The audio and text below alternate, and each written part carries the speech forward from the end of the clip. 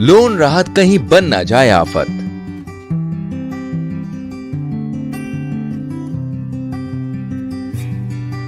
एक बात कहूँ, ये जो 3 महीने के किश्त के पैसे बच रहे हैं, क्यों ना हम इसे चुटकी के लिए बैंक में एक फिक्स डिपॉजिट कर दें? सुझाव तो बढ़िया है, लेकिन ये तुमसे किसने कहा कि हमें 3 महीनों तक लोन की किश्त नहीं देनी है? पड़ोस वाली माला ने बता रही थी कि उसके पति को बैंक से कुछ मैसेज आया था, शायद उसी में लोन किश्त राहत के बारे में बताया गया होगा। ऐसा बिल्कुल नहीं है, उन्हें जरूर कुछ गलतफहमी हुई है। हाँ, वो कैसे? बताता हूँ। सबसे पहली बात तो ये है कि भारत सरकार ने इन 3 महीनों के लिए किश्त भरने में सिर्फ राहत दी है। इसे लोन माफी नहीं समझना चाहिए। ओह, तो इसका मतलब है कि इन 3 महीनों की लोन किश्त आगे चल के चुकानी पड़ेगी?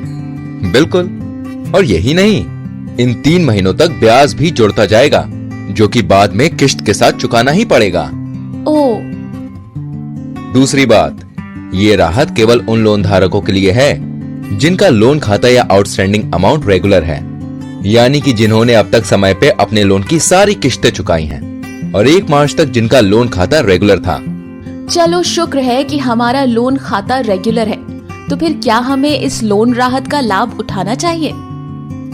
बिल्कुल भी नहीं। जरा सोचो, ये राहत तो उन लोगों के लिए है ना जिन पे कोरोना महामारी की वजह से आर्थिक संकट आ गया है और जो लोन चुकाने में असमर्थ हैं। हमारी आमदनी तो ठीक चल रही है, पर्याप्त बचत भी की है हमने, है ना? हाँ, वो तो है।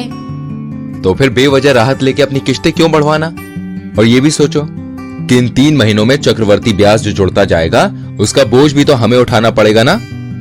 मान लो अगर भविष्य में ब्याज दरें बढ़ गई तो बेवजह अतिरिक्त रकम भी चुकानी पड़ जाएगी।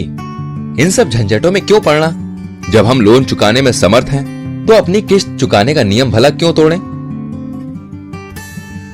अरे अरे, कहां चली? अच्छा हुआ कि मुझे पता चल गया। अब मैं तुरंत माला को भी इस बारे में सचेत कराती हूँ। बिल्कुल, क्यों नहीं?